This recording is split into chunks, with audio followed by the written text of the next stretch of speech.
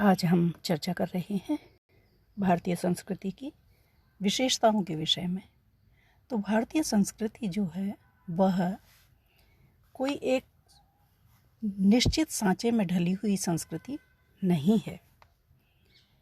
यह बहुआयामी है और इसीलिए इसका स्वरूप जो है वह भी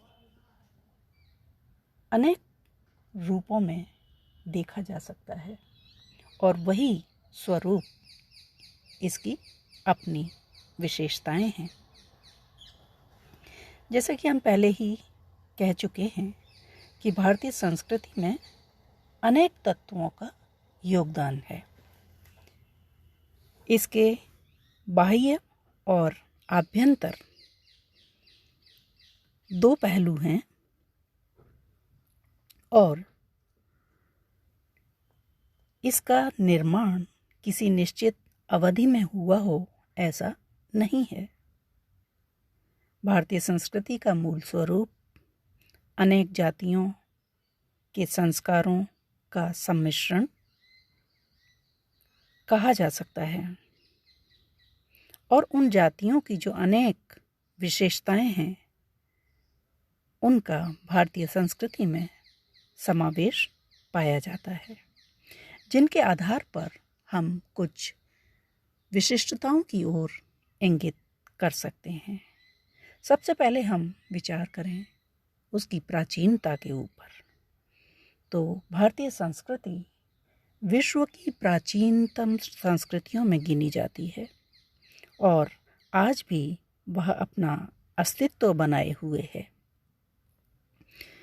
संसार की अन्य संस्कृतियां जैसे मिस्र, यूनान, मेसोपोटामिया आदि अपने कठोर स्वरूप के कारण नष्ट हो गईं, परंतु भारतीय संस्कृति ऋग्वैदिक काल से लेकर आज तक निरंतर प्रवहमान हो रही है।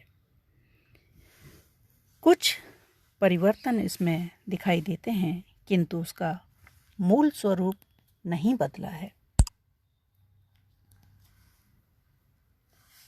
तो इसकी यह अपनी एक निजी विशेषता है। आज भी ईश्वर की स्तुति, यज्ञ, पूजा आदि का विधान वैसे ही होता है जैसे कि ऋग्वेद काल में हुआ करता था। ज्ञान, कर्म तथा भक्ति के द्वारा ईश्वर के साक्षात्कार में मनुष्य की श्रद्धा आज भी यथावत बनी हुई है। दूसरा पहलू हम आध्यात्मिकता का ले सकते हैं, क्योंकि जो मानव है उसकी प्रवृत्ति सदैव से जिज्ञासु रही है। अधिक से अधिक जानने की लालसा, इच्छा उसके मन में निरंतर उत्पन्न हुआ करती है और यही जिज्ञासा मनुष्य को भौतिक एवं नश्वर जगत से हटाकर आत्मा, ईश्वर आदि की ओर उन्मुख करती है। भारतीय चिंतन इस विषय में सदैव ही अग्रणी रहा है और बाहर की अपेक्षा हमने भीतर देखने की अधिक चेष्टा की है और यही इस अंतर्मुखी प्रवृत्ति ने जीव के अस्तित्व, जगत की नश्वरता और ब्रह्म संबंधी अवधारणाओं की ओर हमें प्रेरित किया है। यह भारतीय विचारधारा की ही देन है कि इस दिखाई देने वाले भौतिक संसार से परे भी कोई सत्ता है और यही सत्ता हमें शक्ति प्रदान करती है। गीता में कहा गया है, जो अपने में सबको देखता है वह सब में अपने को देखता है, वही देवता है। अगली विशेषता के तौर पर हम भारतीय संस्कृति का जो अनुपम रूप है वो है उसकी सहिष्णुता। भारत में अनेक प्रकार के धर्म और संप्रदाय पाए जाते हैं। उन सभी के प्रति सम्मान और सहिष्णुता का भाव रखना भारतीय संस्कृति की एक प्रमुख विशेषता है। विषम परिस्थितियों में भी भारतीयों ने धार्मिक समन्वय, एकता एवं सामंजस्य को सदैव महत्व दिया है। यहाँ के राजाओं ने धर्म के नाम पर अत्याचार नहीं किए तथा संप्रदाय के आधार पर कभी भी रक्तपात नहीं मचाया। वैदिक साहित्य में ईश्वर संबंधी अनेक मत या वाद स्थापित किए गए, जैसे एकेश्वरवाद, बहुदेववाद आदि। ऋग्वैदिक मंत्र में कहा गया है, एकम सद विप्रा बहुधा वदन्ति अग्नियमम मातरिश्वानम आहु।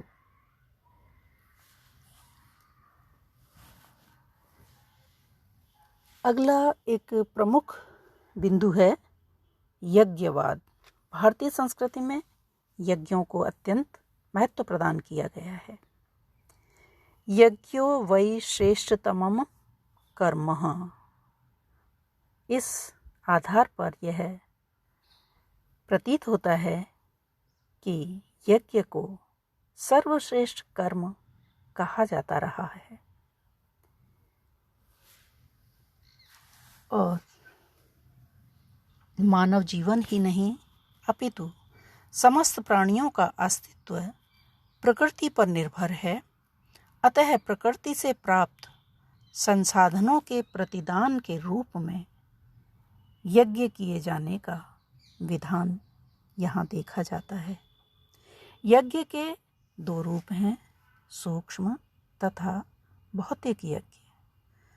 सूक्ष्म यज्ञ सृष्टि में निरंतर होता रहता है, जिससे सभी प्राणी, पदार्थ, जगत, ब्रह्मांड आदि तत्व उत्पन्न हुए हैं। स्थूल यज्ञ सूक्ष्म यज्ञ की प्रतिकृति के रूप में अग्नि में निश्चित पदार्थों की आहुति देकर संपन्न किया जाता है। पुनर्जन्मवाद इसकी अपनी एक अलग पहचान दिलाता है। मृत्यु के पश्चात शरीर नष्ट हो जाता है, परंतु आत्मा विद्यमान रहती है और वह पुनः जन्म लेती है।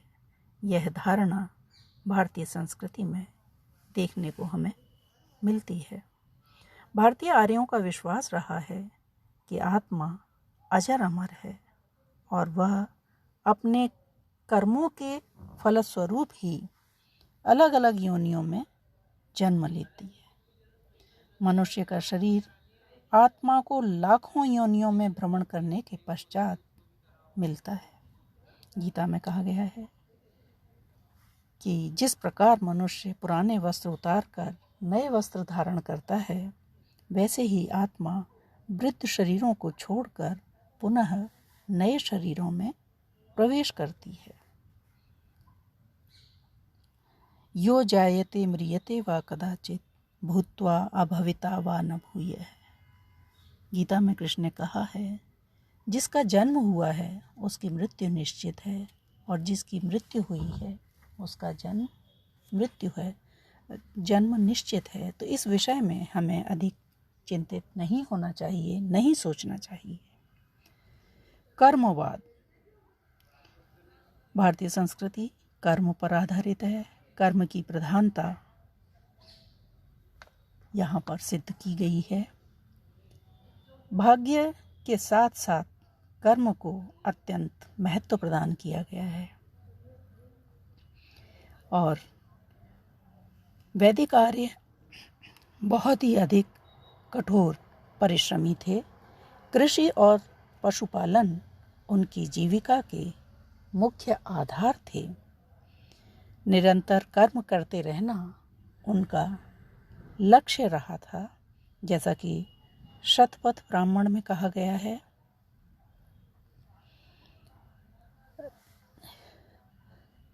तम ऋते श्रांतस्य सख्याय देवाः, अर्थात देवगण भी उसी की सहायता करते हैं जो कर्म करते हुए थक जाए।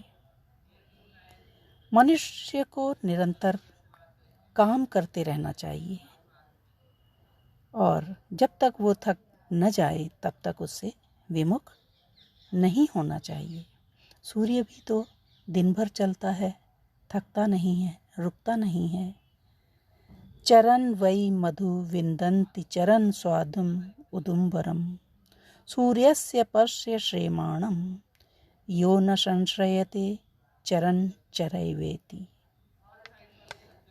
गीता में भी भगवान कृष्ण ने कहा है, कर्मण्येव अधिकारस्ते मां फलेषु कदाचन मां कर्म फल हेतुर्भू माते संगो अस्तु अकर्मणि। अर्थात मनुष्य को निरंतर कर्म करते रहना चाहिए, कर्म पर ही उसका अधिकार है। कर्म करते हुए मनुष्य को फल की इच्छा नहीं करनी चाहिए कि मैं ये काम करूँगा तो इससे मुझे क्या फल प्राप्त होगा। हमारा अधिकार केवल कर्म के ऊपर है, कर्म करेंगे तो फल हमें अपने आप प्राप्त होगा। तो कर्म की ही प्रधानता को यहाँ पर सिद्ध किया गया है।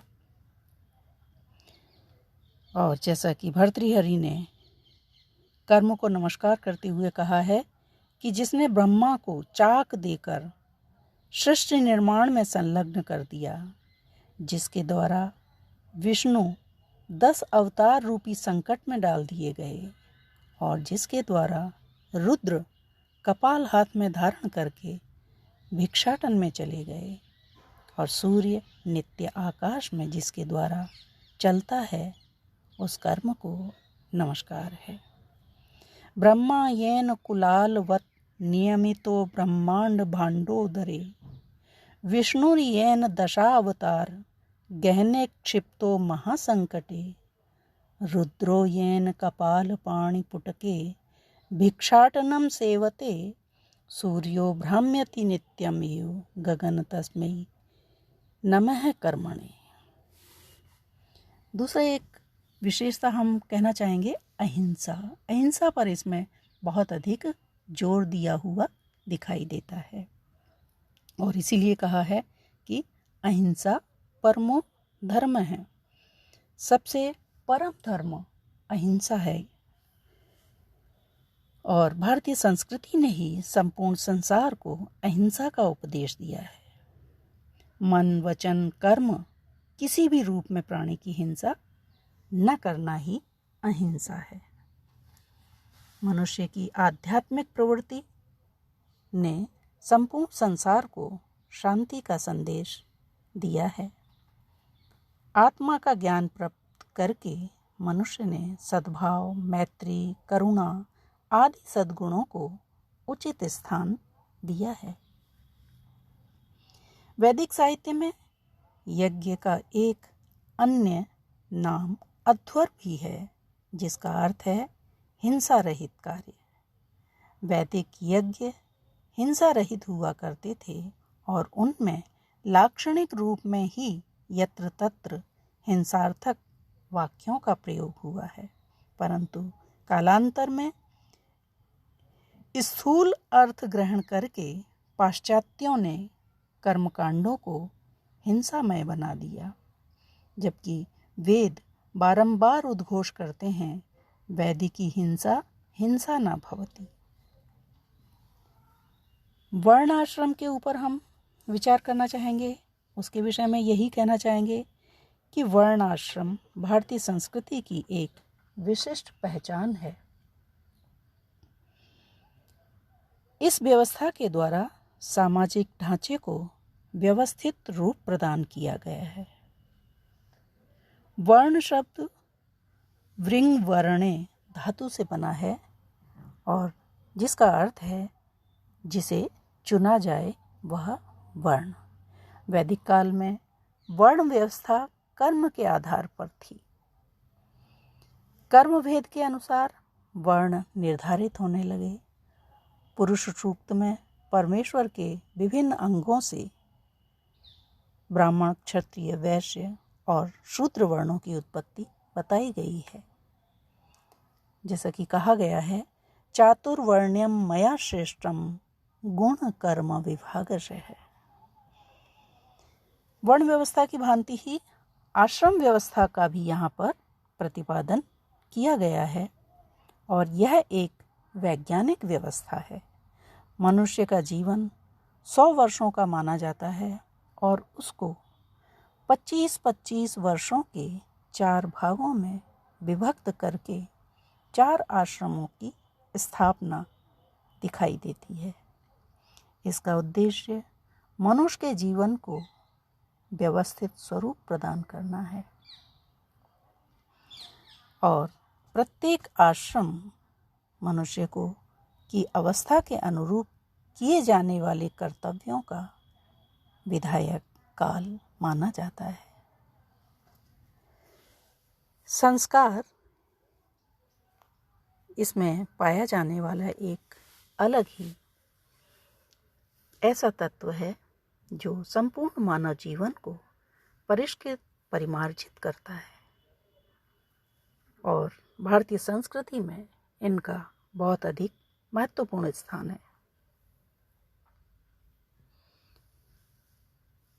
मनुष्य का संपूर्ण शरीर, संपूर्ण जीवन संस्कारमय है और संस्कार का अभिप्राय है परिष्करण, शुद्धिकरण या परिमार्जन। भारतीय आर्यों ने कुल 16 संस्कार निर्धारित किए थे। जन्म से लेकर मृत्यु पर्यंत मनुष्य का जीवन इन 16 संस्कारों से होकर गुजरता है। मनुस्मृति में कहा गया है कि मनुष्य जन्म से शूद्र ही होता है, किंतु संस्कार से ही वह द्विज कहलाता है। जन्मना जायते शूद्रः संस्कारात् द्विज उच्यते। मनुष्य जीवन की प्रत्येक क्रिया संस्कारों से पवित्र होकर ही ग्रहण करने योग्य हुआ करती है। आज भी कुछ संस्कार ज्यों के त्यों भारतीय समाज में संपन्न किए जाते हैं। नैतिकता एक अलग इसका प्रमुख बिंदु है। मनुष्य की एक स्वाभाविक प्रवृत्ति रही है कि वह जीवन की जो विद्रूपताएं हैं उन्हें अलग करके सौम्य, शांत व उद्वेग रहित व्यवस्था का प्रतिपादन करना चाहता है। यह व्यवस्था समाज के साथ साथ व्यक्तिगत नैतिक मूल्यों की स्थापना से ही संभव होती है। भारतीय संस्कृति ने इस व्यवस्था पर सर्वाधिक बल दिया है। समाज के आत्मिक बल को बनाए रखने के लिए व्यक्तिगत जीवन में संयम व धैर्य के साथ साथ अन्य नैतिक गुणों का समर्थन भी किया है। मनुष्य के मन, अहंकार, दुर्मति आदि को परिष्कृत करके उनको शांत और सौम्य बनाने पर बल दिया है। यजुर्वेद में मन को शुद्ध बनाने की प्रार्थना की गई है। तन में मनः शिव संकल्पम अस्तु। तो इस प्रकार से